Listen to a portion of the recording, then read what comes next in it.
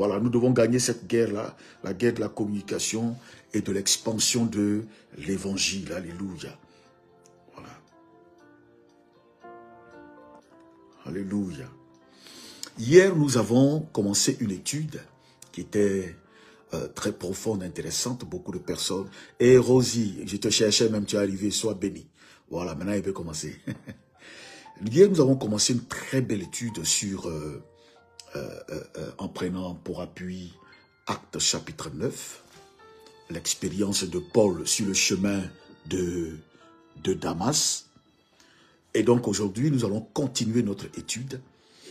Et hier, j'étais disant que Paul avait compris, on va utiliser le terme mécanisme ou la façon de fonctionner de Dieu, car pendant 3 jours, alors que Dieu l'avait frappé, on va dire ça comme ça, d'aveuglement sur le chemin de Damas, il va se retrouver dans la maison d'un nommé Judas, où il sera rejoint plus tard sur ordre du Seigneur par Ananias, lequel Ananias priera pour Paul, et que Paul va ouvrir les yeux. Et Paul ensuite va se faire baptiser, et dès qu'il va se faire baptiser, on déduit donc que Paul a été donc baptisé aussi du Saint-Esprit, et de là, puisque plus tard dans 1 Corinthiens chapitre 14, il dira que je parle en langue que vous tous, donc on dira que ce jour-là, Paul a été baptisé, il a été rempli du Saint-Esprit et il a commencé à annoncer le message du Seigneur.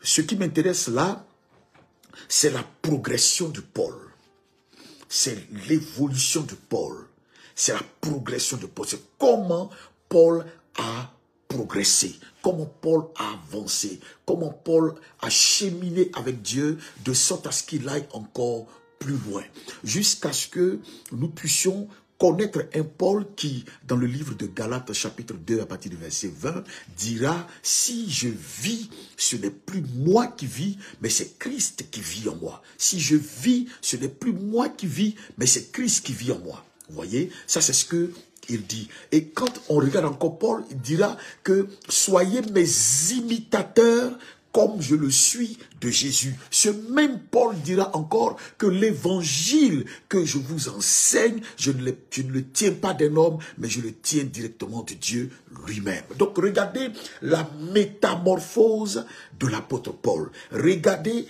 comme l'impact de l'œuvre de Dieu dans la vie de Paul. Regardez l'incidence de la présence de Dieu dans la vie de Paul.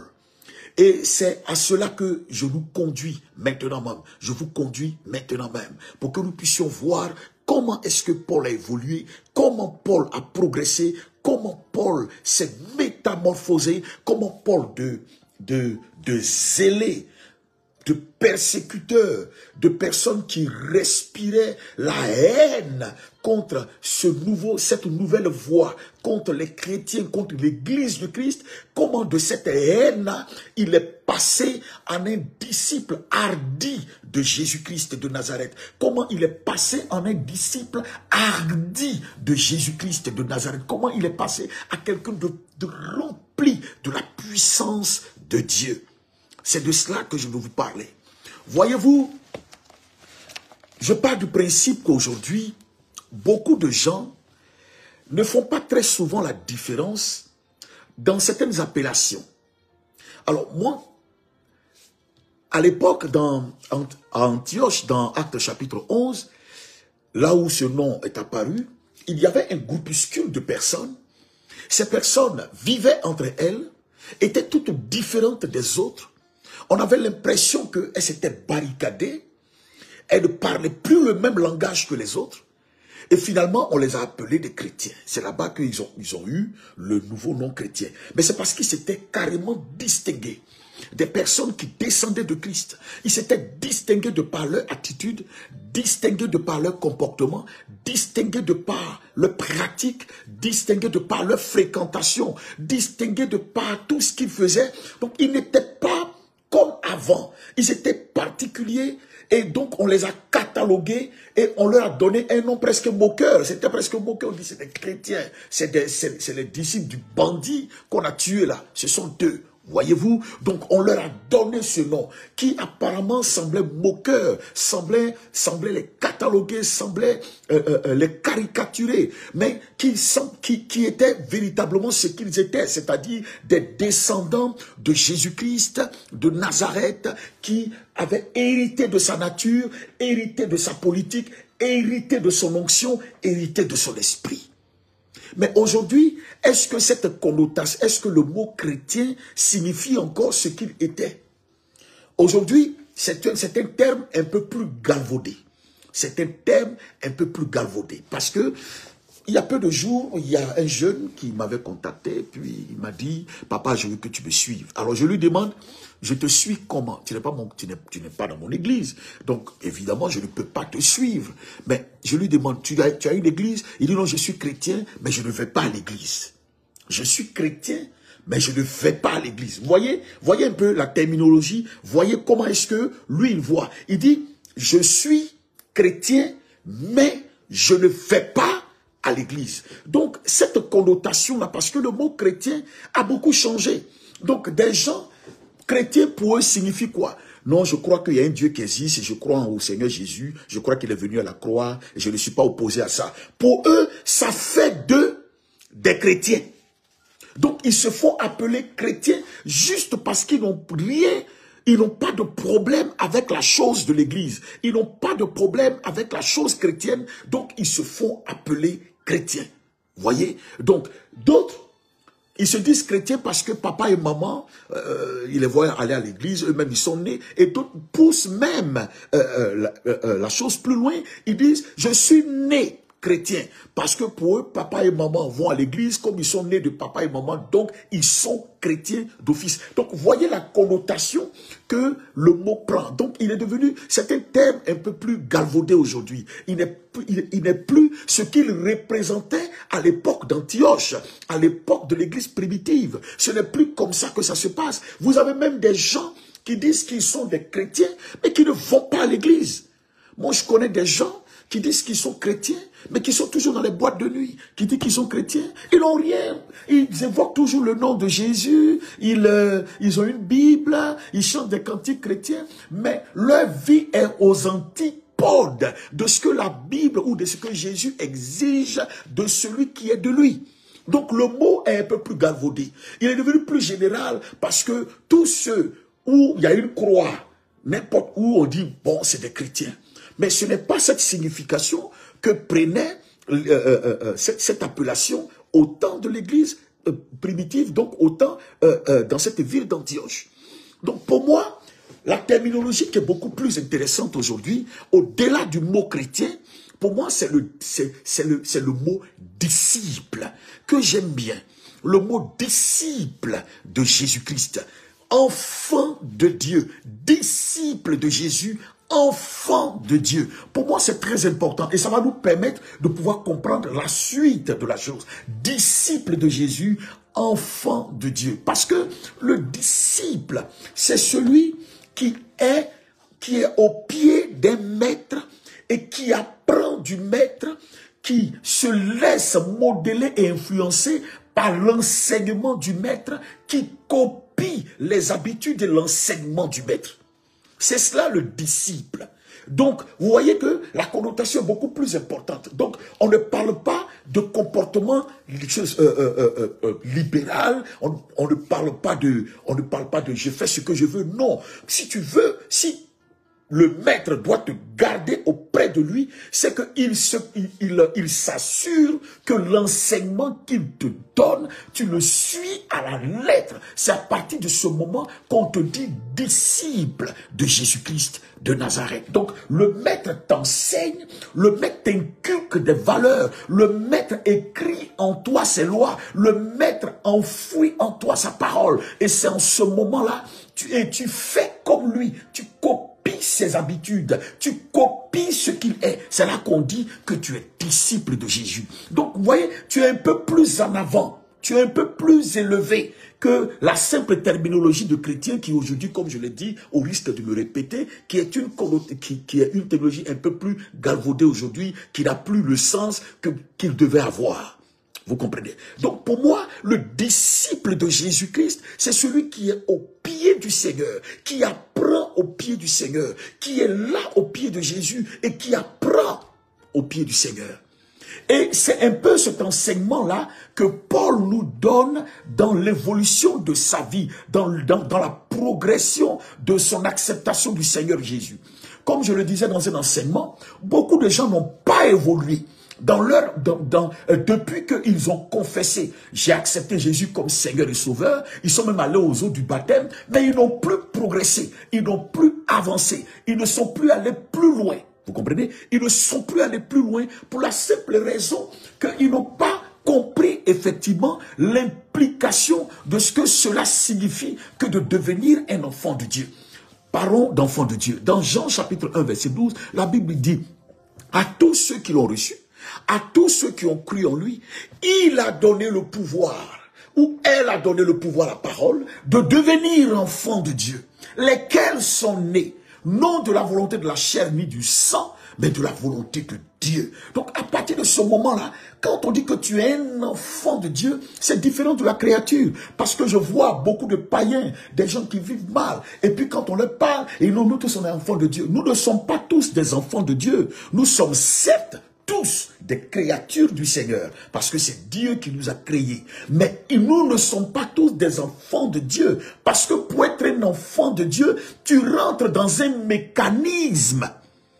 Tant que tu n'es pas rentré dans le mécanisme de l'acceptation du Seigneur Jésus-Christ, de mourir et de ressusciter avec lui, tu ne peux pas te dire que tu es un enfant de Dieu. Donc, c'est juste une phrase que tu prononces, mais dans la matérialité, tu n'es pas un enfant de Dieu. Tu n'as pas les mesures d'accompagnement qui accompagnent un enfant de Dieu. Tu n'es pas un enfant de Dieu. Un enfant de Dieu, c'est celui... Comme Jésus le disait à Nicodème dans Jean 3, il dit il faut que tu naisses de nouveau. Donc c'est là qu'on parle d'un enfant de Dieu. C'est-à-dire que tu es né de nouveau. Et il faut que j'explique la nouvelle naissance. La nouvelle naissance n'est pas le recyclage de l'homme. La nouvelle naissance n'est pas le recyclage de l'homme. Jésus n'est pas venu nous recycler. C'est une récréation. C'est une nouvelle créature. Alors si on a créé quelque chose de nouveau, on ne garde pas l'ancien. C'est comme par exemple quand vous mettez l'ancienne et la nouvelle alliance, on dit que l'ancienne alliance, la Bible dit c'est l'ombre des choses à venir. Donc vous ne pouvez pas faire cohabiter l'ancienne et la nouvelle. S'il y a nouveau, c'est parce qu'il y a ancien. Et s'il y a ancien, c'est que maintenant je regarde ce qui est nouveau, je ne regarde plus ce qui est ancien. Donc là, si on lit bien la parole de Dieu, et je vais le lire avec vous pour que vous compreniez bien cette assertion que je suis en train de vous présenter. Dans 2 Corinthiens, chapitre 5, à partir du verset 17, la Bible dit ceci. Si quelqu'un est en Christ, donc c'est une condition. Si quelqu'un est en Christ, c'est une condition. Donc, si toi qui me regardes, tu es en Christ, on va te dire exactement ce que tu es. Si tu es en Christ, on précise donc que si quelqu'un est en Christ, la Bible dit, il est une nouvelle créature. Les choses anciennes sont passées et voici toutes choses sont devenues nouvelles. Voilà ce qu'on dit de quelqu'un qui est en Christ. C'est-à-dire celui qui a véritablement accepté le Seigneur. Donc ce n'est pas un recyclage de la nature de l'homme, c'est une nouvelle créature. La nature ancienne est passée. Et maintenant, on a une nouvelle nature qui vient à la place. Comprenez-le bien. Je répète, ce n'est pas accepter Jésus, n'est pas le recyclage de l'homme. Non, c'est une nouvelle création. C'est une nouvelle identité. C'est une nouvelle personnalité. C'est une nouvelle personne. C'est un être nouveau. Je vais lire ça dans une autre version, dans la transcription biblique d'Alfred Quinn. Donc, quand vous prenez 2 Corinthiens chapitre 5, à partir du verset 17, voici ce que la Bible dit. On dit, si quelqu'un est en communion vivante avec le Christ, la Bible dit, il devient un homme nouveau.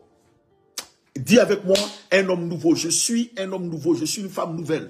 Dis avec moi, je suis un homme nouveau. Pendant que tu partages ce direct, s'il te plaît, tu donnes un cœur et tu partages en même temps ce direct. Donne un cœur et partage en même temps le direct, s'il te plaît. Donne un cœur et partage le direct. Donc, dis avec moi, je suis un homme nouveau. Donc, je reprends. La Bible dit, dans 2 Corinthiens chapitre 5, verset 17, dans la parole vivante, la Bible dit ceci, si quelqu'un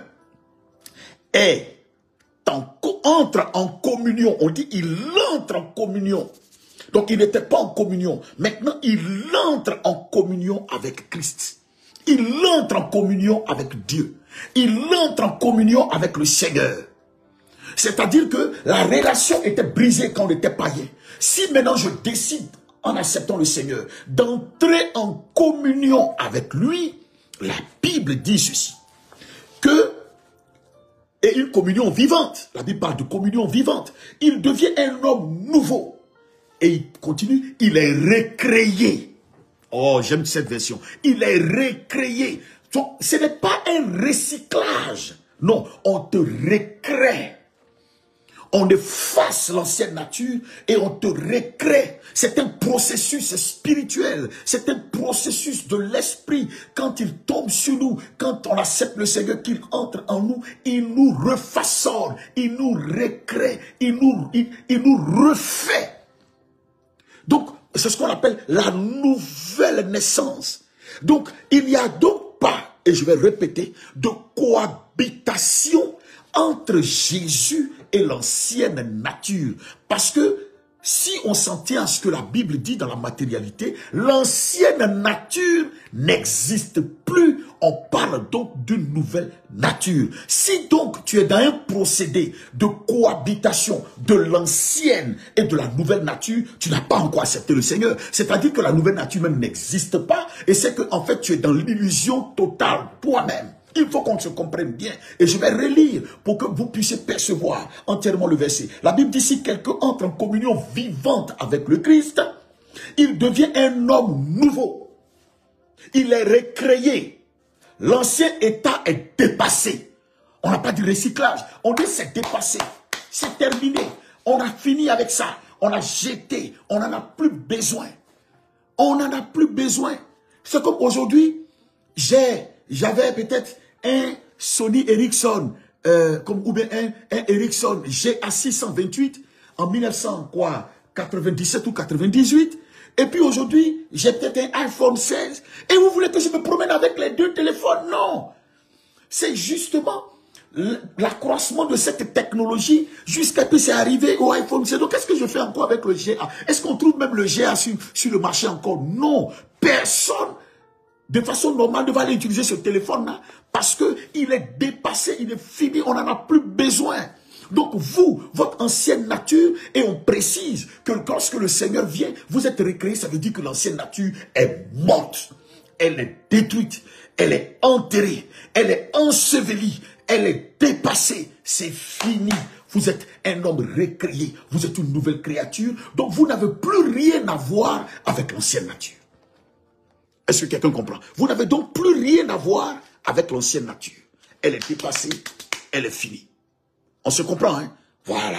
Donc si, dans ta vie chrétienne, il y a une cohabitation de nature, c'est-à-dire que, c'est vrai, tu es païen, tout à l'heure, et je vais vous expliquer ce que c'est. Il y a un jeune chantre, j'ai lu son poste, par poste interposé, et il a dit ceci, que les gens se plaignaient de sa coiffure, ou se plaignent de sa coiffure. Et il va expliquer ce que lui, il entend. Il dit que, en réalité, lorsqu'on accepte Jésus, c'est notre vie qui change, mais notre style ne change pas. Je ne sais pas trop ce que ça veut dire. Je répète, il dit que c'est notre vie qui change, hein, mais notre style, même vestimentaire, ne change pas. Alors, si je veux rentrer bien dans sa pensée, qu'est-ce que ça veut dire? Ça veut dire que j'ai une prostituée qui d'habitude s'habille très mal. Ses fesses sont dehors, ses seins sont pratiquement dehors parce que elle s'est créé ce style-là pour mieux aguicher les hommes, pour mieux attirer les hommes, pour mieux se vendre. Alors, dans son entendement donc, si le Seigneur visite cette femme, Elle peut changer de vie, ça veut dire elle n'est plus prostituée, mais son habillement d'aguicheuse, d'exposition nudiste, donc ça peut rester. Mais l'important, c'est que sa vie a changé. Alors, je vous pose la question. Donc, on peut changer de vie intérieurement et extérieurement, ne pas changer de style, ne pas changer de façon d'être. Donc, ça veut dire que tu peux ne pas changer de façon de parler, mais ta vie a changé. Parce qu'il faut qu'on comprenne bien la connotation du mot changer. Vie changer. La vie, c'est quoi? Pour moi, la vie, c'est à la fois l'intérieur et l'extérieur. La Bible dit, ce n'est pas ce qui entre qui souille, c'est ce qui sort qui souille. Donc si ta vie, si tu estimes que ton cœur a changé, il n'y a pas de problème. C'est que ton cœur doit pouvoir impacter ton extérieur. Autrement dit, si ton extérieur n'est en rien influencé par ce qu'il y a à l'intérieur, c'est qu'en réalité, l'intérieur n'a jamais été vraiment touché. C'est une question de logique. C'est une question de logique.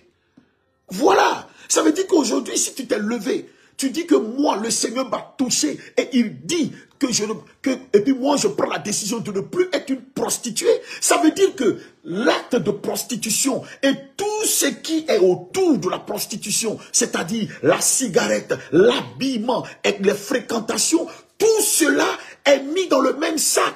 Tout doit changer. Donc si tu acceptes Jésus, ça veut dire que tu ne peux plus te prostituer, ça veut dire que tu ne peux plus t'habiller comme une prostituée, ça veut dire que tu ne peux plus fumer, ça veut dire que tu ne peux plus t'adonner à la drogue, ça veut dire que tu ne peux plus fréquenter ces milieux-là. C'est ce que ça veut dire. C'est ce qu'on appelle une vie. Donc c'est ton cœur qui dicte véritablement, tu es le reflet physique, ta vie physique est le reflet de ce que ton cœur est en réalité. Tu ne peux pas vivre autrement que ce que ton cœur te dicte, de ce que ton cœur est. Si un homme a des valeurs, c'est que son cœur est habité par des valeurs. S'il vit comme un homme circoncis, c'est que son cœur même est circoncis. Donc ce que ce jeune homme dit est très grave.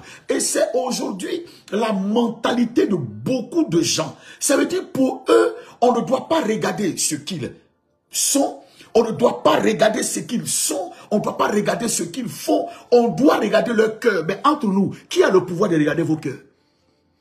Comment est-ce qu'on a appelé ces gens-là chrétiens? Qui est allé faire une opération pour voir dans leur cœur qu'ils étaient vraiment des enfants de Dieu? C'est pas leur attitude. C'est pas leur comportement. C'est parce qu'ils reflétaient qu'on a fini par les cataloguer chrétiens. Comment je reconnais un frère? Comment je reconnais que quelqu'un est chrétien? C'est par les valeurs de Jésus-Christ qu'il dégage. C'est par l'onction de Dieu qu'il dégage. C'est par la présence de Dieu qu'il dégage. Laquelle présence s'appuie sur une véritable acceptation de Jésus-Christ de Nazareth. Aussi simple que ça.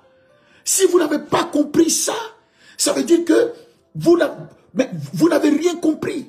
Donc aujourd'hui dans nos églises, même quand tu parles, on dit « Ah, vous êtes trop jugés, laissez les gens, c'est Dieu qui décide. » Alors je vais être clair dessus, ce n'est pas Dieu.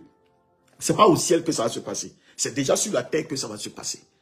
Parce que c'est sur cette même terre que Paul écrivait « J'ai combattu le bon combat. » Partage ce direct s'il te plaît. Alléluia. Alléluia. Alléluia.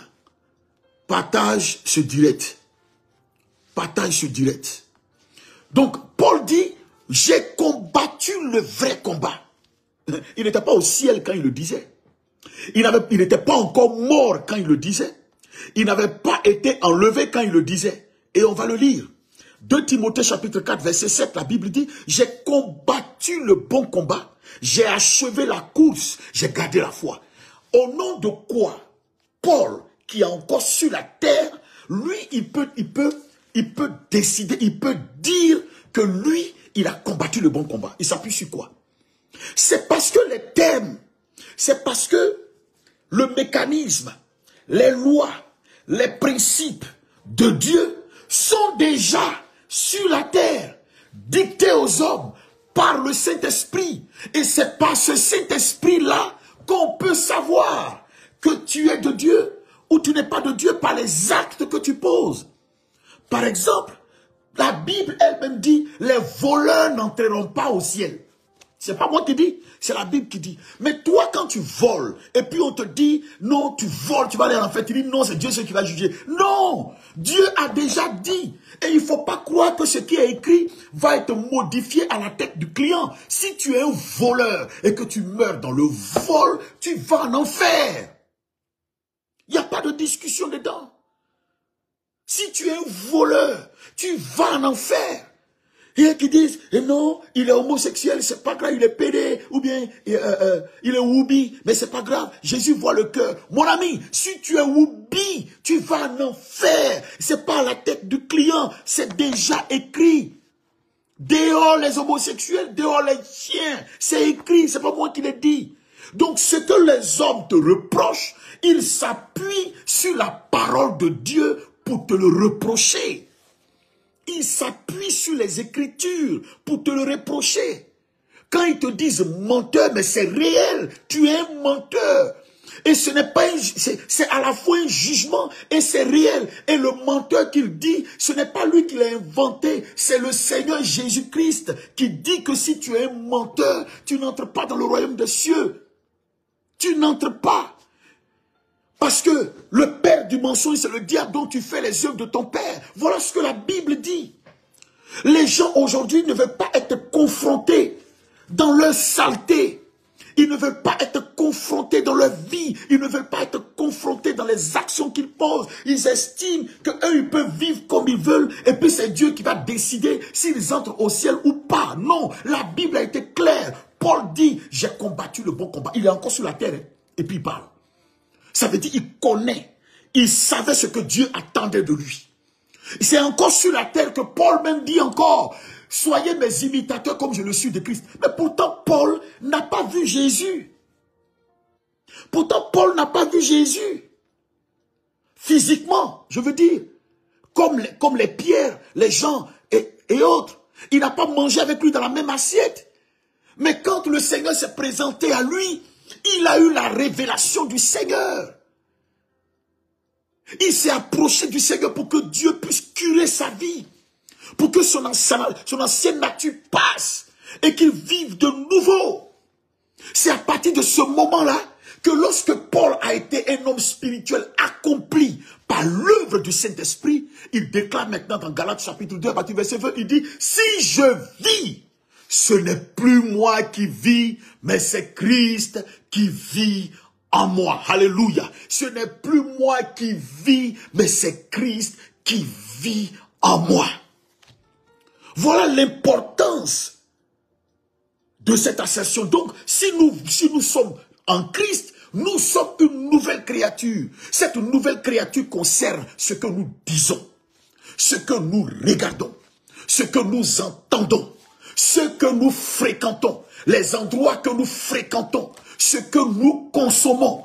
Tout ça, c'est dedans. Tu ne peux pas être un chrétien et puis tu es un ivrogne. Tu ne peux pas être un chrétien et puis tu es un alcoolique. Tu es un soulard. Tu ne peux pas être un chrétien et puis tu fumes. Tu es un drogué. Tu ne peux pas. Tu ne peux pas être un chrétien et puis tu es en train de te promener dans les films pornographiques. Tu ne peux pas être un chrétien et puis tu es en train de te promener chez les prostituées. Tu ne peux pas. C'est une nouvelle vie. C'est une nouvelle cadence. C'est une nouvelle façon d'être.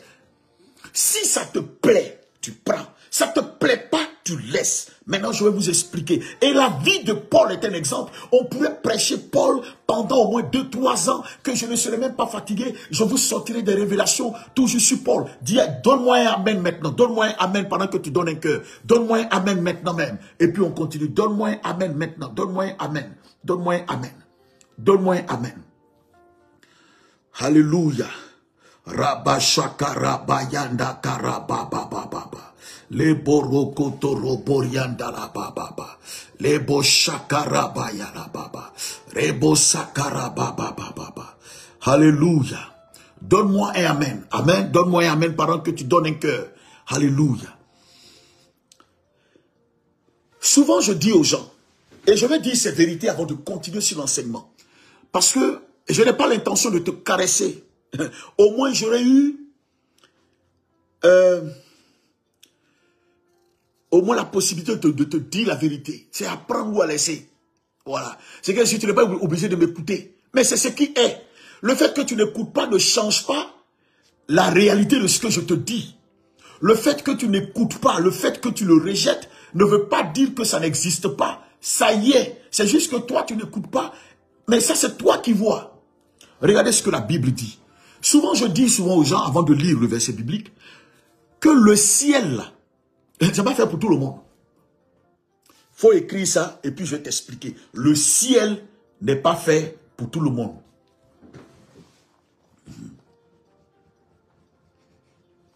Écrivez. Le ciel n'est pas fait pour tout le monde. Et je vais vous expliquer. Parce que beaucoup de gens vous blaguent. Non, le ciel c'est pour tout le monde. Le ciel n'est pas pour tout le monde. Le ciel n'est pas pour tout le monde. Voilà. Écris ça. Et puis on va lire ça dans les Écritures pour que tu comprennes que le ciel là, c'est pas pour tout le monde. Voilà. Le ciel n'est pas pour tout le monde. Hein. Qui vous a dit que le ciel était pour tout le monde? Le ciel n'est pas pour... Écris ça. Le ciel n'est pas pour tout le monde. Écris ça. Voilà. Alléluia. Et on ouvre en même temps dans Matthieu chapitre 7. Matthieu chapitre 7. Le ciel n'est pas pour tout le monde. Alléluia. Matthieu chapitre 7, verset 13. Le ciel n'est pas pour tout. Je sais que tu n'es pas trop d'accord, mais tu vas comprendre pourquoi le ciel n'est pas pour tout le monde. Voilà. Parce que, je vous explique, je vais vous prendre une image. J'ai, comment dire, une poudre. Si je veux utiliser toute la poudre, c'est-à-dire tout l'ensemble de la poudre, je n'ai pas besoin de tamis. Je n'ai pas besoin de tamis. Par exemple, j'ai du lait Nido que j'aime bien. Vous voyez, j'ai du lait Nido. Bon, si je veux utiliser tout le lait Nido, quand je l'achète, quand je veux le mettre dans la bouche, je n'utilise pas de tamis.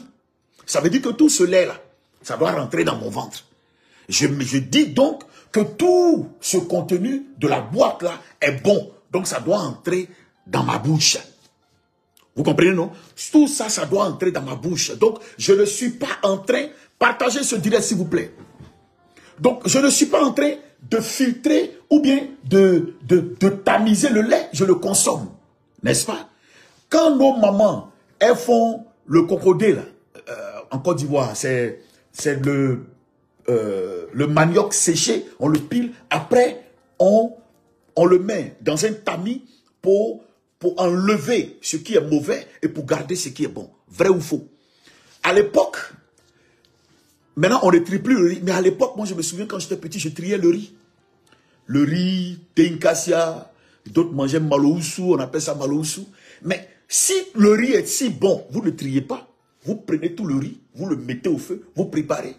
Mais c'est parce qu'à un moment donné, dans certains sacs de riz, là, ou bien il y avait des cailloux. Donc, pour ne pas que tu te retrouves à écraser des cailloux, pour ne pas que tu te retrouves à écraser, tu es obligé de trier. Sinon, si c'est si bon, tu ne tries pas. Tu ne sépares pas. Moi, je suis né au village. Je suis un bon bébé né au village. Je n'y ai pas forcément grandi, mais je suis né au village. J'ai beaucoup fréquenté le village. Et chez nous, la culture, l'une des cultures principales, c'est le riz. Lorsqu'on le sèche, ensuite qu'on le pile, quand on le sèche déjà, le riz même, parce que les moutons parfois se promènent, et le riz est séché parfois à même le sol. Donc, dans sa récupération après séchage, il y a des grains de cailloux qui se mêlent à ça. Donc, quand vous finissez de piler le riz, ce n'est pas seulement suffisant. Parfois, vous devez le trier. Et il y a plusieurs façons de le faire. Vous le triez manuellement. N'est-ce pas? Vous le triez manuellement.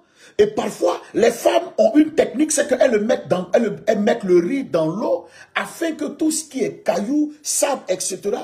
puisse descendre et rester au fond. Et on va enlever le riz. Donc, on va essayer, autant que faire se peut, de séparer le riz de ce qui est mauvais. Mais si on le fait, C'est parce que là, tout ce qui est riz là n'est pas bon à manger. C'est parce qu'il y a dedans des éléments étrangers. C'est la même chose pour le ciel. Je vous explique encore.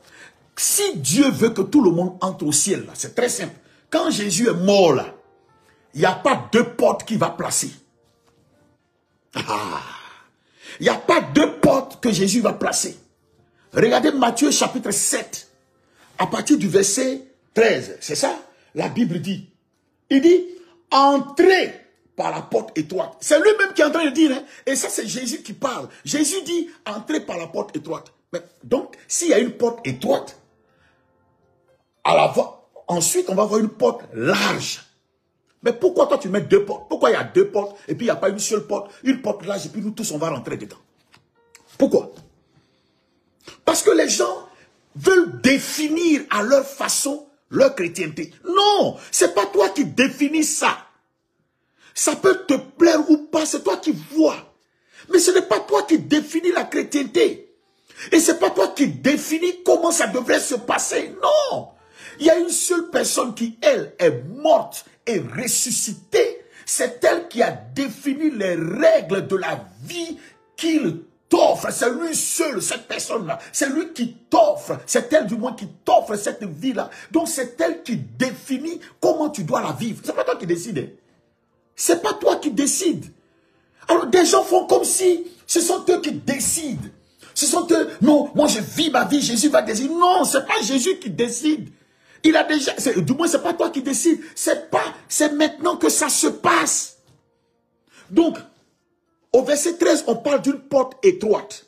Alors, je vais vous donner une image. La porte étroite peut faire, par exemple, 40 cm. Et toi, tu es volumineux comme ça, tu es gros. Et puis, tu veux passer. D'accord? Et il se trouve que ta corpulence, ton ventre, la mastodonte que tu représentes là, ou le mastodonte, je ne sais pas comment on appelle ça, tu ne peux pas passer. Mais si tu ne peux pas passer, on ne va pas remodeler la porte à cause de toi. Pourquoi des gens veulent qu'on change les principes à cause de... On ne va pas changer la porte là, à cause de toi. Non. On ne va pas changer la porte à cause de toi. Tu es qui pour qu'on change la porte? Si tu veux vraiment rentrer, c'est très simple. Tu vas jeûner. Tu vas maigrir. Si tu veux, il faut faire BBL pour passer. Ça, c'est toi qui vois. Mais la porte là, c'est la dimension qui est là. C'est la dimension qui est là. Si tu veux passer, mais tu vas devoir t'adapter à la dimension de la porte. Donc c'est à toi de faire le sacrifice sur toi pour passer. C'est pourquoi on parle du renoncement. On parle du renoncement. Donc si tu es à la porte et que la porte est étroite, mon ami, tu vas t'adapter à cette porte. Nulle part il n'est écrit qu'à cause de toi, Dieu va changer la taille de la porte. Mais à cette allure-là, on va changer la taille de la porte à la tête du client. Donc on ne va pas changer la taille de la porte à cause de toi. C'est toi qui veux la vie éternelle. C'est toi qui veux être sauvé. C'est toi que les démons poursuivent. C'est toi que la maladie fatigue. C'est toi que la sorcellerie fatigue. C'est toi qui veux aller au ciel. C'est toi qui veux la prospérité. C'est toi qui cherches la protection divine. C'est toi qui veux échapper aux malédictions ancestrales. Alors si tu veux échapper à ça, mon ami, voilà la condition de Dieu. Tu passes par la porte. Et si tu es trop gros, mon ami, faut maigrir et puis tu vas passer. Aussi simple que ça. C'est tout. On ne va pas changer la porte à cause de toi. Maintenant, si tu dis que toi, tu ne peux pas passer par cette porte-là, il y a une deuxième porte où tu peux passer. De toute façon, tu es gros là. Il y a une deuxième porte où tu peux passer. Cette porte-là est trop petite, il faut laisser. On va t'envoyer dans la deuxième porte. Dans la deuxième porte, c'est ceux qui ne veulent pas faire de sacrifice. C'est ceux qui ne veulent rien abandonner. C'est ceux qui ne veulent rien lâcher. Qui veulent garder l'originalité et l'entièreté de leur vie passée. L'emmener à l'église et demander à Jésus d'accepter ça comme ça et puis eux vont avancer. Pourquoi? Qui vous a blagué? Jésus n'est pas serré de nous. Hein? C'est nous, on est serré de lui. Hein? Il ne nous doit rien. C'est nous qui lui devons tout. Hein? C'est toi qui as besoin de passer, c'est pas lui. Hein? C'est toi qui cherches la porte. C'est pas lui qui cherche la porte. Lui, il a la vie. Toi, tu cherches la vie. Lui te propose la vie. Toi, tu lui demandes de baisser ses standards pour que toi, tu puisses t'adapter. Pourquoi? Il ne va pas baisser ses standards. C'est à toi d'y arriver. C'est à toi d'y arriver. C'est ce que les gens doivent comprendre. C'est peut-être ce qu'on ne vous dit pas. Donc, continuons la lecture. La Bible dit, il y en a beaucoup. On dit, entrez par la porte étroite, car large est la porte, et spacieux le chemin qui mène à la perdition, et beaucoup l'empruntent. Vous voyez ce que la Bible dit, non? La Bible dit que la porte large, là, c'est ce que beaucoup aiment emprunter.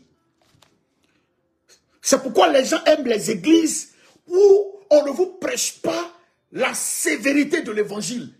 Quand ils aiment trop parler du péché des gens, ils aiment aller là où on va te dire, tu vas avoir l'argent, tu vas avoir l'argent, tu vas avoir l'argent, tu vas avoir l'argent. C'est ça là qu'ils aiment. C'est la partie là qu'ils aiment. Mais ils n'aiment pas qu'on dit, oh, tu vis, tu as 5 femmes, tu vas aller en enfer. Là, ils n'aiment pas. Mais puisque vous aimez ce type de message, mais la Bible dit que c'est la porte large. Et curieusement, la plupart des gens empruntent ce chemin. C'est pourquoi ne nous gourons pas. Détrompons-nous. Ce n'est pas parce que une église est pleine, que nous sommes nombreux à l'église, que nous sommes tous sauvés. Non.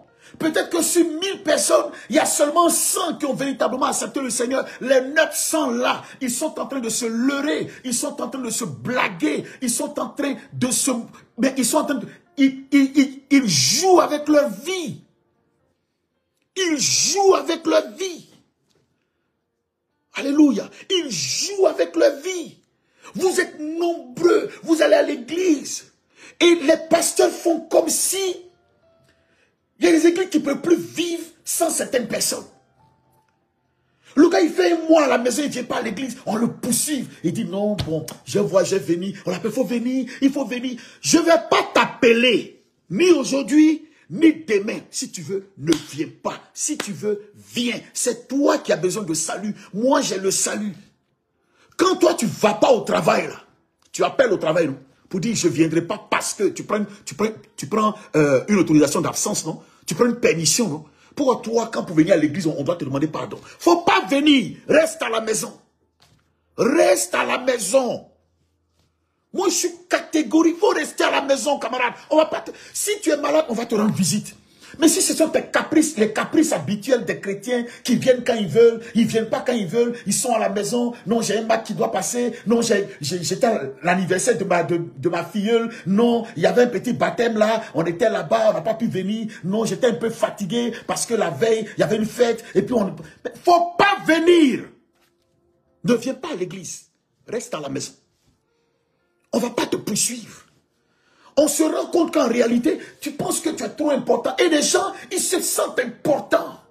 Parce qu'ils se disent, non, quand je suis là, je donne une offrande de 50 €, de 100 €, donc c'est beaucoup. Quand il ne vient pas, le pasteur, il voit qu'il y a 100 € qui manquent dans l'offrande. Donc, il ne faut pas venir avec tes 100 €. Il faut rester à la maison. Moi-même, là, je veux que tu restes à la maison. Ne viens pas à l'église. Dieu bénira toujours son œuvre. Même si toi, tu ne dors pas. D'autres personnes vont bénir l'œuvre de Dieu. C'est son œuvre, ce n'est pas mon œuvre. Et on me connaît comme ça. Je ne vais pas te demander pardon, camarade. Non. Je ne transige pas sur cette question-là. Je ne plaisante pas dessus. Ni aujourd'hui, ni demain. Reste à la maison. Reste à la maison. Alléluia. Donc, voilà la porte étroite. Voilà la porte étroite et voilà la porte large. Donc, le ciel n'est pas pour tout le monde. Si vous voulez aller au ciel, vous allez passer par la porte étroite. Et la porte étroite, là, signifie règle, signifie principe, signifie règle et principe. Il n'y a pas de discussion dedans. Règle, principe, c'est ça. Alléluia.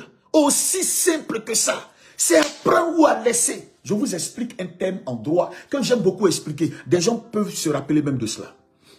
Vous savez, en droit, il y a ce qu'on appelle le contrat d'adhésion. Alors, le contrat d'adhésion, sa particularité, c'est qu'il y a un seul gars qui s'est assis. Il a pris le papier, il a pris son bic, il a consulté ses gars. Et puis lui seul, il a rédigé le contrat. Il a rédigé le contrat.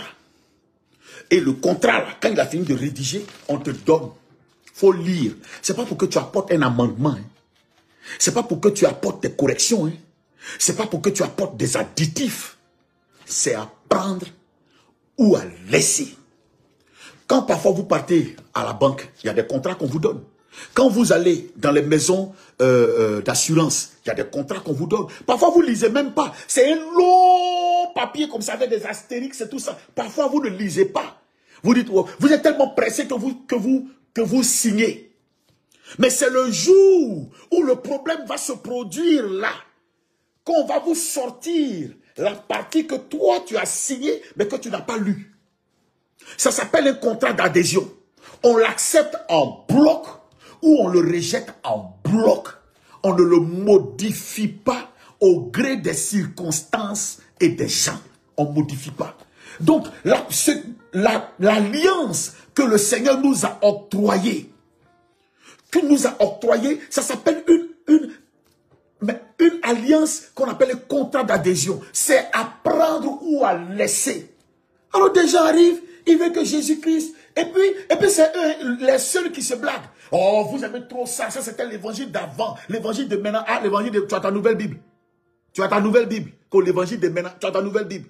Ou bien tu as fait réunion avec le Seigneur. Puis tu as dit qu'il y a un nouveau évangile qu'on a mené. Et puis le nouveau évangile, on doit faire ça. Qu'est ancien, on ne fait plus. C'est ce qu'on t'a dit. Montre-nous ta Bible, là, on va lire aussi. Ou bien tu as fait une réunion avec les anges.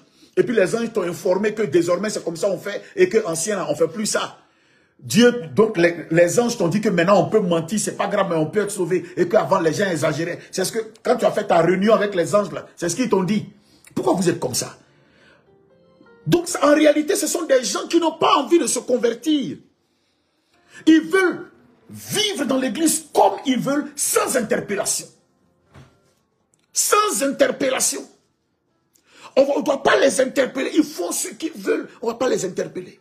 Et on leur a donné cette habitude. Nous-mêmes les pasteurs, je m'inclus dedans.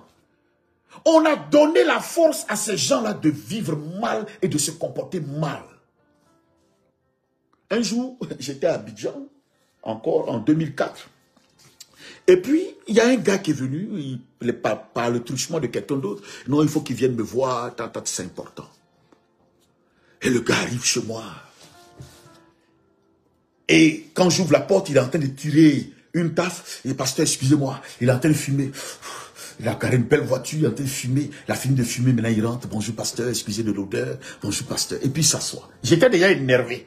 Parce que tu viens me voir là, tu ne fumes pas. Il a fumé, il m'énervait déjà. Mais j'ai rien dit. Je l'ai laissé entrer chez moi. J'étais à la Palmeraie à cette époque. Il s'assoit.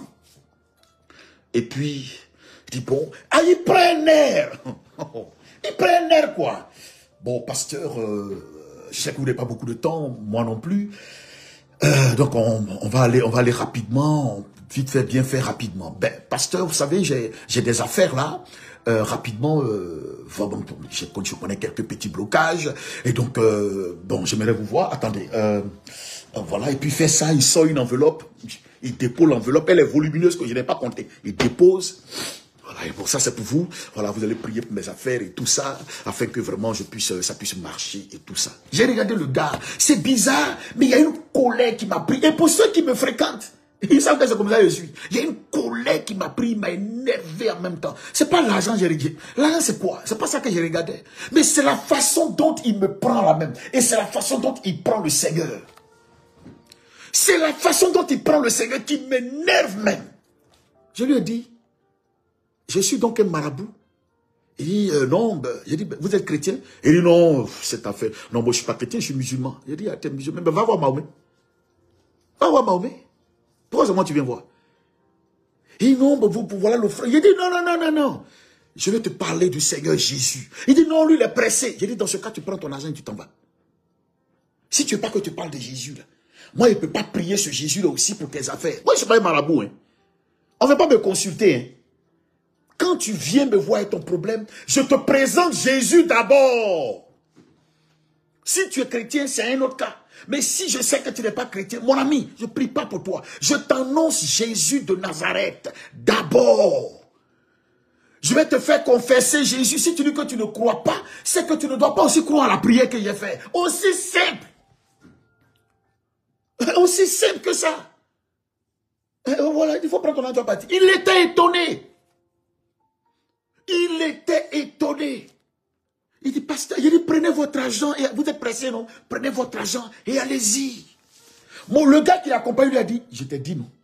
Il lui a dit, le gars, il est comme ça. Certainement, le monsieur lui a dit, oh allons, quand je lui donne l'offrande, il va rester. Il a pris son argent et il est parti. Ce n'est pas négociable. Ce n'est pas achetable. Ce n'est pas monnayable. On ne change pas ça. C'est Jésus ou rien. Quelque temps plus tard, le monsieur est venu me voir. Et il dit, votre réaction m'a fait tellement réfléchir. Pasteur, parlez-moi de Jésus. Oh, quelle joie j'ai ressenti. Je commençais à lui parler du Seigneur. Ses affaires étaient bloquées, tout était fermé. Il n'avait plus d'issue. Il dit, parlez-moi de Jésus. Lui-même, il est venu. Hein. Il dit, ok, ça toi, te parler de Jésus. Frère, j'étais dans mon élément. J'ai pris la Bible. Jésus est rentré ici. Il est monté. Il est descendu. Il a coupé à gauche. Il a coupé à droite. Il a tourné. Je lui ai tout expliqué. Jésus a sauté. Jésus a rebondi. J'ai tout dit. Quand j'ai fini d'expliquer, le monsieur, pendant que je parlais, ses larmes coulaient. J'ai senti la pénétration de l'évangile dans son cœur. Oh, j'ai vu l'âme à double tranchant pénétrant jusqu'à partager âme, esprit, jointure et moelle qui sépare les pensées, les sentiments du cœur. Nul n'est caché. Tout est à nu. Tout est nu et à découvert devant la parole de Dieu. J'ai enchaîné, j'ai annoncé cette parole. Le monsieur est là, ses larmes coulent, il pleure. Il pleure. Et lui seul, pendant que j'étais maintenant sur la vie éternelle, sur comment Jésus revient bientôt. Frère, il s'est jeté à terre parce que priez pour moi. Je vais accepter Jésus. 2004, j'ai fait confesser le Seigneur Jésus. J'ai fait confesser le Seigneur, il a confessé, pleuré, j'ai prié, pendant prié ensemble, lui et moi, je lui ai dit, fais une prière. Frère, le monsieur a prié pendant 20 minutes, lui seul a commencé à se confesser. Lui seul, sans que je l'arrête. Seigneur, je suis mauvais, je t'ai insulté. Seigneur, oui, je me suis levé contre toi, je te demande pardon. Aujourd'hui, accepte-moi, ne regarde pas mes fautes. Il a commencé à se confesser. 2 semaines plus tard, il m'appelle, pasteur, on fait comment pour mon baptême là? J'ai dit, comment? Il dit, mais il m'a baptisé.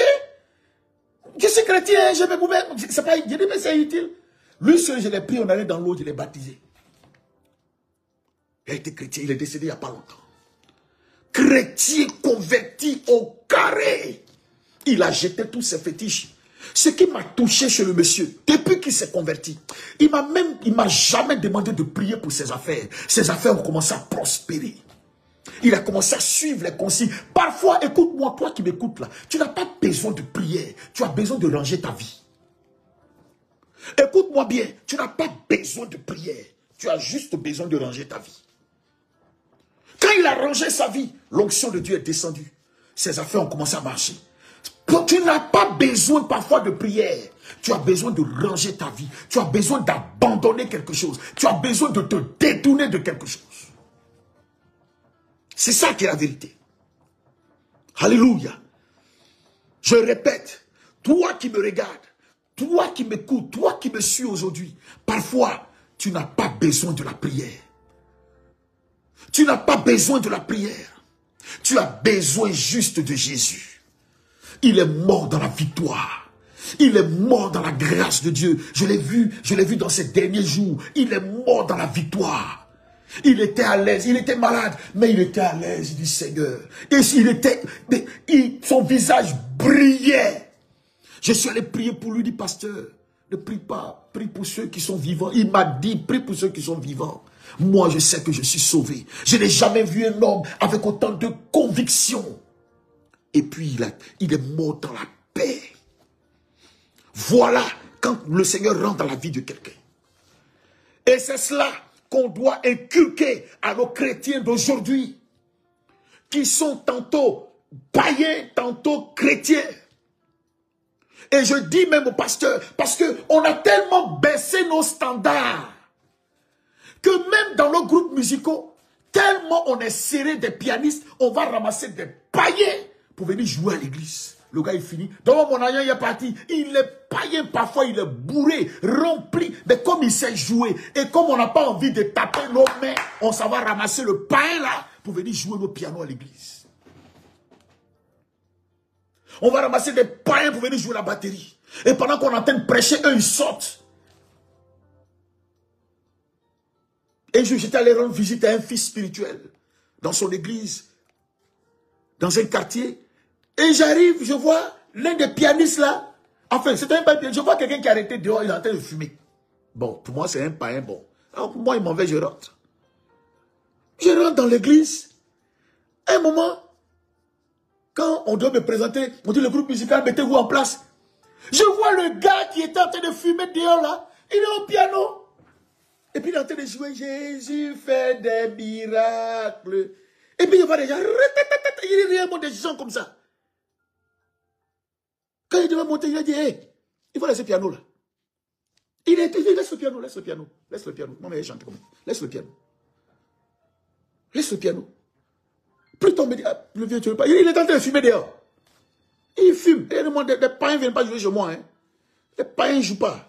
Tu es païen, il faut rester chez toi là-bas. Mais quand tu viens à l'église, même les instruments du Seigneur, on ne s'amuse pas avec. C'est les chrétiens qui doivent jouer ça. C'est parce que on vous a appris n'importe quoi. On nous a appris n'importe quoi. On nous a appris n'importe quoi. Voilà. On nous a appris n'importe quoi. On nous a habitués à n'importe quoi. On a baissé nos standards. Ce n'est plus le monde qui essaie de s'adapter à l'église, mais c'est nous maintenant, on essaie de s'adapter au monde. Même leurs chansons, on prend. Leurs danses, on prend. On emmène tout à l'église. Donc il y a deux portes. C'est à prendre ou à laisser. C'est à prendre ou à laisser, camarade. Est-ce que tu as oublié de battre à l'église? Et l'église est forcée. Reste à la maison.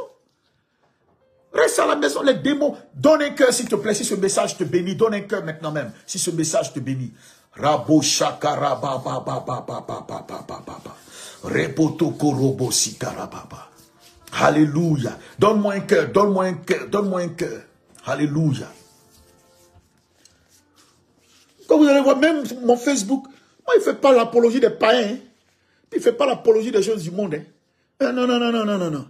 Je peux parler de l'actualité, mais l'apologie des choses du monde, là, où on dit, Serge Benoît en train de faire conseil, puis c'est moi qui ai partagé. Moi, je vais partager ça. Je partage pour faire quoi? En quoi ça va m'édifier ou en quoi ça édifie le corps de Christ? Je partage même pourquoi. Eux, ils partagent l'évangélisation que moi, j'ai fait. Je partage même pourquoi. Je suis un extrémiste. Je partage pourquoi. Carrément, hein. Ou bien on dit, ils ont été danser ma boucle, moi je prends, je partage. Et puis ils disent, soutenons nos frères. Ou bien moi, j'ai fait ma gueule, j'ai dansé Djeneba Djaba. Moi-même, on ne pense pas ça ici. Je ne fais pas votre promotion. Hein. Je fais la promotion de Jésus. C'est à prendre ou à laisser. Je n'ai pas dit qu'il faut me suivre. Je n'ai pas dit qu'il faut accepter. J'ai dit, moi, c'est comme ça que je suis. C'est à prendre ou à laisser. Alléluia. Et c'est dans ses écrits, Paul nous apprend ça. Donne-moi un cœur. Je ne vois pas que tu donnes le cœur. Tu ne m'inspires pas. Donne le cœur, on va avancer. Donne le cœur, on va avancer. Alléluia. Karabasha karabayanda. Dans le cœur, on va avancer. Dans le cœur, on va avancer. Dans le cœur, on va avancer.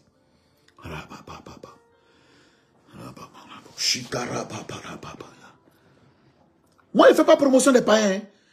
Révérend Lobou, je ne fais pas promotion des païens. Je fais promotion de Jésus. Aïe. Alors, bon, l'église, ce n'est pas pour tout le monde. Vous pouvez être trois. Et puis Jésus est là. C'est parce qu'on s'est mis dans la tête qu'il faut qu'on soit beaucoup. C'est pourquoi on ramasse tout et n'importe quoi pour venir déposer. Alors, on est obligé d'être beaucoup. On peut prier à 10, on peut prier à 15. Ah, il y a des églises dans les villages, là, tu vois, il y a l'onction de Dieu, ils sont 8. Ils sont en train de prier. Et puis Dieu se manifeste. Ça fait quoi? Ça fait quoi? Pourquoi on s'est enfermé dans cette logique de méga church? Donc on prend tout le monde, on rabat les rastao, les rastapoués, les drogués, et puis on ne veut pas qu'ils changent, on les laisse comme pendant 2 ans, 3 ans. Lui. Toi, tu es dans l'église pendant 2 ans, 3 ans, tu ne laisses pas de drogue. Il y a quelque chose qui ne va pas dans ton église, je vais te mettre sous discipline, mais je vais te chasser même de l'église. Regarde-moi ça. Tu te crois où? Tu te crois dans quoi? On a l'église ici, hein? On n'est pas dans une salle d'église, on est à l'église. Où le Seigneur, toi, tu as une double vie, tu viens à l'église, tu es là, et puis après tu t'en vas. Non, ici c'est église. C'est pourquoi vous remarquez bien, les gens prêchaient l'évangile, ils enseignaient. Mais la Bible dit, quand tu as ajouté à l'église, là, c'était Dieu qui ajoutait. La Bible dit, et Dieu et le Seigneur ajoutaient à l'église ceux qui étaient sauvés. On n'a pas dit on partait ramasser tout le monde pour venir. Non, la Bible dit, on ajoute à l'église ceux qui sont sauvés. Hein? On ajoute ceux qui sont sauvés. Alléluia, il n'y a pas de problème. Demain, à la même heure, nous avons encore un direct. Nous continuons ce message encore. Là, on dit, il ajoute à l'église ceux qui sont sauvés. C'est Dieu qui ajoute, c'est pas nous. Nous, on recrute. Non, viens dans mon église. Non, notre église est bien. Il faut venir. Si tu viens, tu vois, on partage télévision. Il faut venir dans notre église, tu vas voir. Tu vas avoir du travail, mais il y a des frères qui sont morts du travail. Il faut venir. Il y a agapé même dimanche, tu vas manger. Ça, c'est quelle évangélisation, ça? Ça, c'est quelle évangélisation, ça? Ça, c'est quoi, ça? Ça, c'est quoi?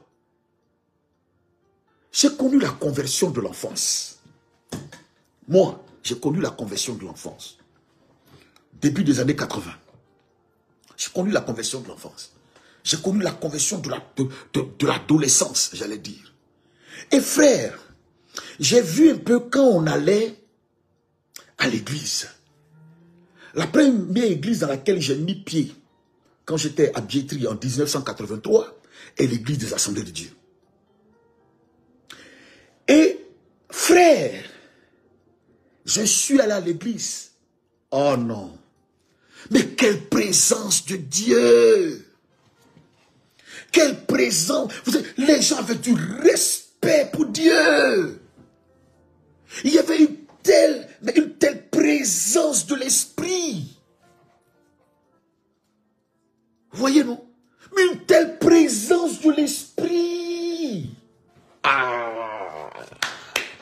Oh! Maman, allô, c'est vrai, on va reprendre nos prières la semaine prochaine. Il faut qu'on reprenne nos prières. J'avais une telle présence de Dieu dans l'église. Et je vais vous conter une petite anecdote. On habitait maintenant Port-Boué. L'église de l'Assemblée de Dieu a été installée à l'abattoir de Port-Boué. on allait à l'église. Il y avait un pasteur là-bas qui s'appelait Nagalo Jérémie. Frère, parfois tu dois aller à l'église là. Quand tu arrives à la porte, tu te confesses. Seigneur, pardonne-moi mes péchés. Tu es en train de te confesser à la porte.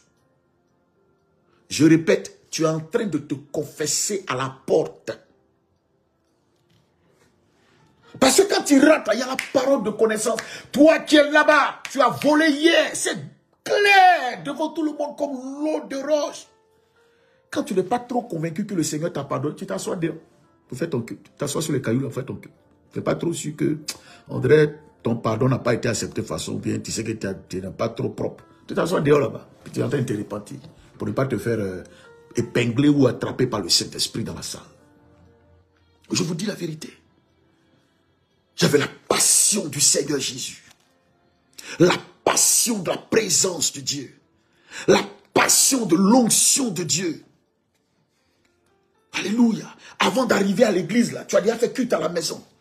Tu es en train de prier à la maison, camarade.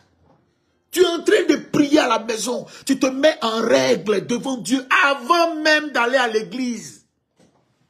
Ton culte est déjà accompli à la maison avant d'arriver à l'église. Seigneur, il dit, Seigneur, Seigneur, pardonne-moi. Seigneur, pardonne-moi. Seigneur, lave mon cœur. Tu es en train de te confesser. Puis tu vas à l'église. Il y a des gens même, ils sortent d'hôtel net et puis ils rentrent dans l'église. Et puis il est assis comme si il est en territoire conquis, quoi. Et puis il vient à sa go même. Ils sont assis à l'église. Et puis, bon, l'église continue, quoi. Et puis l'église continue, il finit et puis il retourne. Ils sont en train de faire le programme pour aller demain encore. Vous voyez? Parce que l'église, à cette époque-là, n'avait pas baissé ses standards. Il y avait l'onction de Dieu. J'avais l'onction de Dieu. J'avais la grâce de Dieu. Et cette époque-là va revenir. Parce que Dieu est en train de te saisir pour que tu sois une voix. Pour que cette époque-là revienne. Pour que les gens reviennent à l'évangile. Craignent le Seigneur Jésus-Christ. Et que l'église soit respectée. Non pour son bâtiment. Non pour le nombre que nous sommes. Mais pour la puissance et les valeurs qu'elle dégage. Donne-moi un cœur encore. Alléluia. Alléluia. Et c'est ce que Paul nous inculque dans ses écrits parce que c'est ce que lui-même a pratiqué. Lorsque Paul a fini son baptême, a commencé à annoncer l'évangile, Paul ne s'est pas forcément jeté au devant de la scène. À un moment donné, la Bible parle d'un gap qui a eu quelques années de silence où Paul a dû disparaître de la scène, fuir les projecteurs pour aller chercher la présence de Dieu. Chercher la présence de Dieu. Et il est allé chercher la présence de Dieu.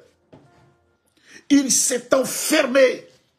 Une façon de dire, maintenant que tu m'as attrapé, qu'est-ce que tu attends de moi? Qu'est-ce que tu veux que je fasse? Comment je dois le faire? Comment je dois marcher selon toi?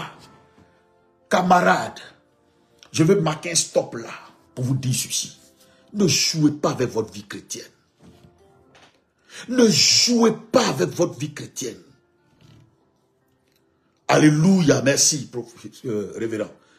Ne jouez pas avec votre vie chrétienne, camarade. Ne jouez pas avec votre vie chrétienne. Ne jouez pas avec Jésus. La mort. Regardez les réseaux sociaux. Vous voyez comment les gens meurent. Vous voyez, il allait dormir, il est mort. Il a fait ça, il est mort. Il a fait... On ne sait plus. Donc, mon ami, ne joue pas avec ta vie. Si tu étais ton, relève-toi et vis ta conversion véritable dans le Seigneur Jésus. N'écoute pas les gens qui disent « Ah non, fais comme tu veux, le Seigneur est amour. » Mon ami, faut pas faire ça. Ne jouez pas avec votre vie. Et Paul nous a enseigné, nous a donné la rigueur de cette vie. À la fois, il prêche la grâce, mais il est le même qui nous enseigne la grâce d'une autre façon. Oui, parce que la grâce nous enseigne à renoncer à toute impiété. La grâce ne t'encourage pas à l'impiété. La grâce ne t'encourage pas au péché. La grâce ne t'encourage pas à ça. La grâce ne t'encourage pas à faire ce que tu veux. Non. La grâce t'aide à être meilleur. Si toutefois tu veux être meilleur. La grâce te donne la possibilité de revoir tes voies, de naître de nouveau, de te relever quand tu tombes. Si toutefois tu en as la volonté, mais elle ne t'encourage pas au mal, elle ne t'encourage pas au péché. Non, la grâce n'a pas cette qualité. La grâce n'est pas aussi tordue. La grâce ne fait pas ça. La grâce ne fait pas ça. Alléluia. Je voudrais t'interpeller, frère, t'interpeller, camarade, te dire au nom de Jésus que tu dois veiller sur ta propre vie. C'est pourquoi Paul est un modèle pour nous. Paul est un modèle pour nous. Paul est un modèle pour nous.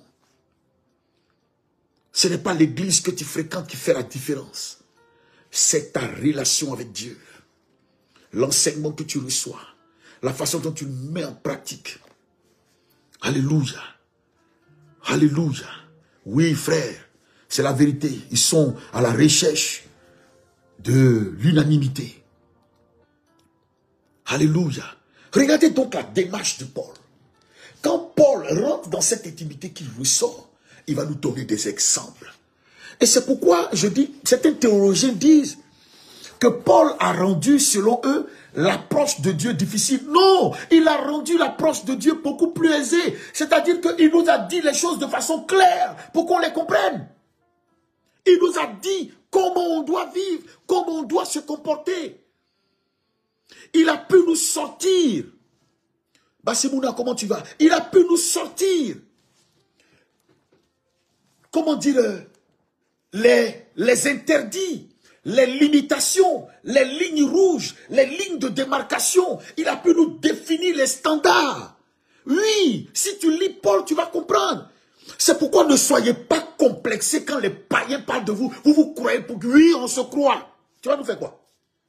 Et si vous entrez au ciel fermé, jetez la clé. On va jeter la clé. Regardez.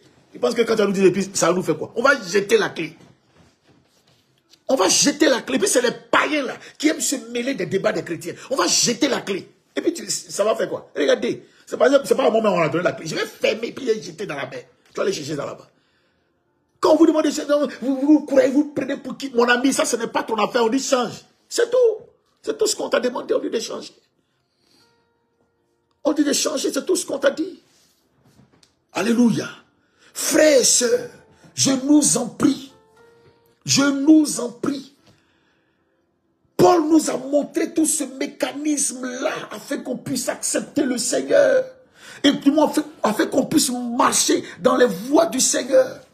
Tout est écrit. Il nous a donné tout le mécanisme. Alléluia. Tout le mécanisme. Alléluia. Aussi simple que ça. Vivons comme la Bible nous dit. Paul nous a donné tout. Il nous a tout donné. Oui, parce que un chrétien a des interdits. Un chrétien a des interdits. Un chrétien a des limites.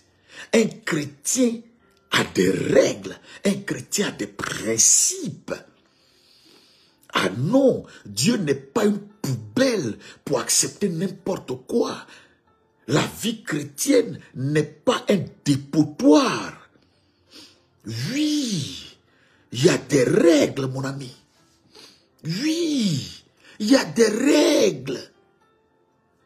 Oui, il y a des règles, il y a des principes. C'est à prendre ou à laisser. Regardez par exemple, quand vous lisez 2 Corinthiens chapitre 6, c'est l'un des chapitres qui me plaît. On voit un Paul incisif, rigoureux, pragmatique. Paul dit, quel rapport y a-t-il entre Christ et Bélial? Quel rapport? Il dit, il y a quel rapport? Il y a quel lien? Il y a quel échange? Il y a quel rapport? Il y a quel rapport entre Christ et Bélial? Il y a quel rapport entre le croyant et l'incroyant? Vous, les chrétiens, qui êtes à l'église et puis vous partez chercher païen pour marier là. Non, papa, je l'aime ou n'importe quoi. Le Seigneur m'a dit, le Seigneur t'a jamais dit ça. Il n'y a plus de frères chrétiens que c'est païen tu vas chercher. Vous aimez trop ça, le Seigneur m'a dit. Tu entends trop la voix de Dieu, quoi, que le Seigneur m'a dit. Il t'a dit qu'il fallait prendre un païen. C'est ce qu'il t'a dit. La Bible dit, on va lire ça ensemble. Parce que vous, là, parfois, c'est verset qui vous moignent. Comme on dit chez les Ivoiriens, dans ce langage trivial.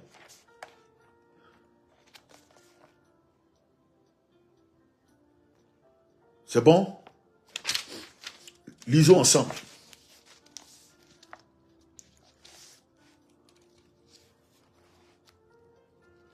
Nous cherchons à recommander notre ministère par une vie pure, par une connaissance spirituelle de la vérité, par notre attente patience de l'heure de Dieu. Je vais sauter pour vous lire plus simplement ce qu'ils sont.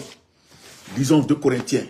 Attendez que je prenne bien le passage dans la version parole vivante. Donne-moi un cœur, s'il te plaît. Vous pensez que l'évangile, là, c'est un jeu? C'est pas un jeu, hein? C'est pas un jeu, hein, camarade? C'est pas un jeu, hein? C'est la vérité. C'est la vérité, hein? pensez que c'est un jeu, ce n'est pas un jeu. C'est la vérité. Nous, on aime Dieu. Nous, on aime vivre. C'est dur, mais tu as fait comment? Tu acceptes. 6,14. Lisons ceci. Ne formez pas avec les incroyants un attelage disparate. C'est pas moi qui ai dit. C'est la Bible qui a dit. Vous voyez, il y a un pain chez nous, là, on appelle ça un zassa. Les pétés appellent ça pâté. C'est un zassa. C'est-à-dire, on prend un morceau ici, on prend un morceau ici, on prend un morceau, puis on colle. On appelle ça un zassa. Jésus, là, il n'y a pas un zassa. Chrétien a son groupe, païen a son groupe. On ne se mélange pas. On ne se mélange pas. On ne se mélange pas. C'est pas moi qui ai dit. Mais pourquoi aujourd'hui les gens veulent se mélanger? Pourquoi les gens veulent plaire au monde même? Pourquoi? C'est comme si on drague le monde. Parce que si on parle trop, les gens vont plus venir. Mais qu'ils ne viennent pas à l'église. Pourquoi on s'est enfermé dans cette logique-là? Non, les gens doivent venir. Si on est trop dur, les gens ne vont pas venir à l'église. Si on parle trop fort, les gens... Mais s'ils ne viennent pas à l'église, c'est parce qu'ils ne sont pas encore fatigués. Jésus dit, venez à moi, vous tous qui êtes fatigués. Celui qui ne vient pas à l'église n'est pas encore fatigué. Laissez-le là-bas avec la sorcellerie. Laissez-le avec la prostitution. Laissez-le dans sa vie. S'il est fatigué, on ne va pas le biper. Il va venir lui seul. Il va venir. Qui a appelé Nicodème? Ce n'est pas lui-même qui est venu. Il dit comment on fait pour naître de nouveau. Ce n'est pas lui qui est venu poser question. Aïe! Qu'est-ce qu'on l'a appelé? Aïe! Continuons de lire. Verset 14. Ne vous associez pas avec les incroyants. Ça veut dire ne vous associez pas avec les païens. Ne faites pas cause commune avec eux. C'est tout. Les païens font leur challenge. Mais vous voyez des chrétiennes, elles aussi, elles vont là-bas, TikTok. C'est ça. Et elles sont là-bas. Les cieux en Christ, elles sont là-bas. Qu'est-ce que vous faites là-bas? On vous a appelé. En quoi ça vous regarde?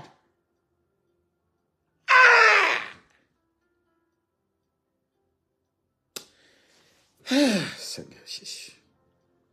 Je ne comprends pas cette affaire-là.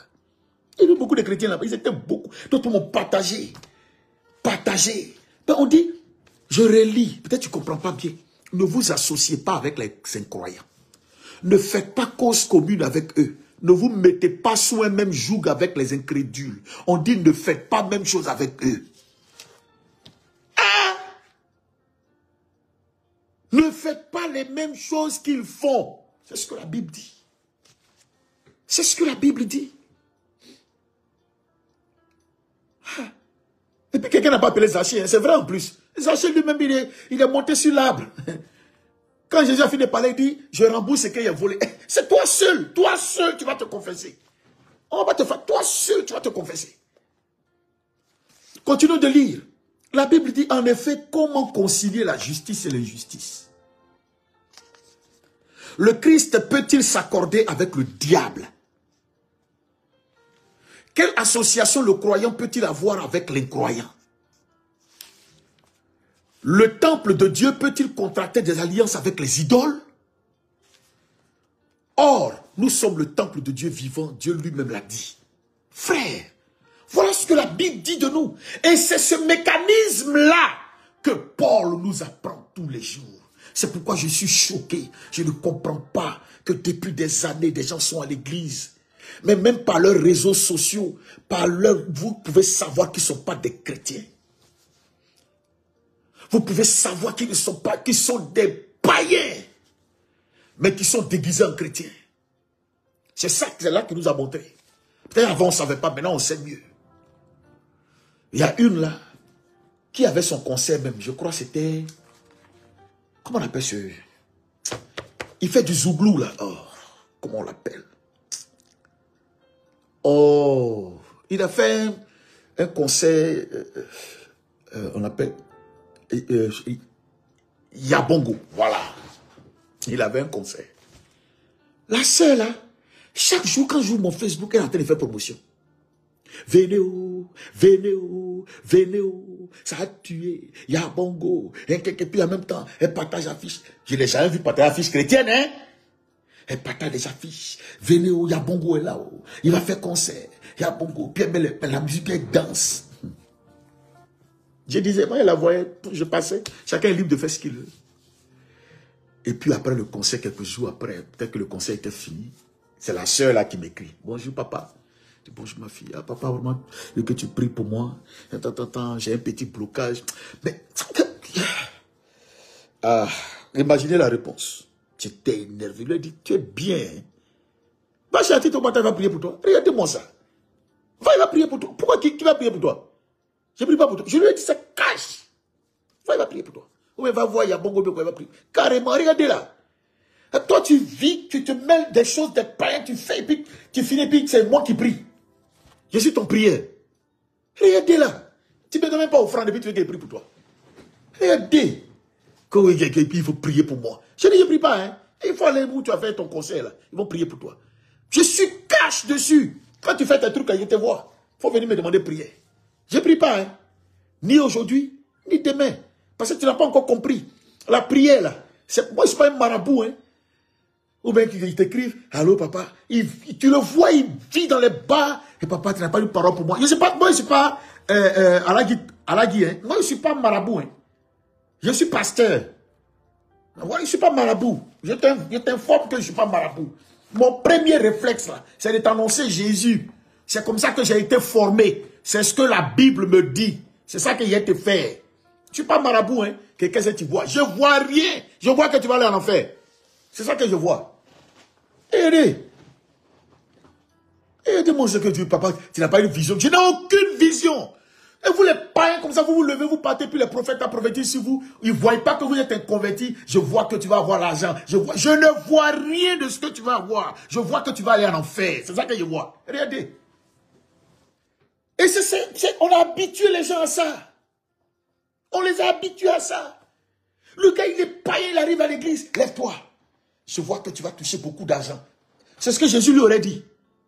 Jésus est rentré chez Zachée. Il n'a pas dit tu es prospère. Il savait que Zachée était un voleur. Il a prêché l'évangile. Zachée a remboursé ce qu'il voulait rembourser. Il s'est mis en confusion, il s'est mis en règle devant Dieu. Et les gens arrivent, ils ont les oreilles percées, tout est percé ici, des païens, et au lieu de leur annoncer Jésus-Christ, non, je vois que tu seras un puissant homme d'affaires, je vois que tu seras un puissant, tu ne seras rien un homme d'affaires, je vois que si tu ne te convertis pas, tu vas aller en enfer, c'est ça la te dit. Ça te plaît, si ça te plaît, tu restes, ça te plaît pas, tu pars. Et c'est ce que Jésus nous aurait dit, et c'est ce que la Bible dit, pourquoi vous fuyez? On doit vous enseigner, enseignons l'évangile. On a donné de vilaines habitudes à nos soi-disant chrétiens aujourd'hui. Et c'est dans ça qu'ils marchent. Retenons donc ceci. Paul nous a appris comment marcher avec le Seigneur Jésus. Et au fur et à mesure, nous allons décortiquer cette vie de Paul. Si tu as été béni par ce message avant que je ne dise quelque chose, donne un cœur et dis avec moi, j'ai été béni. J'attends de voir tous les j'ai été béni avant de continuer. Dis avec moi, j'ai été béni. Alléluia.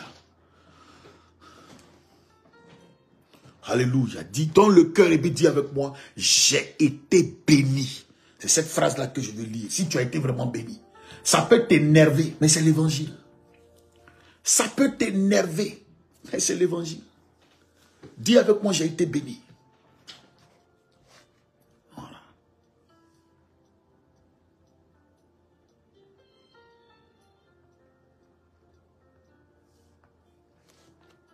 Alléluia.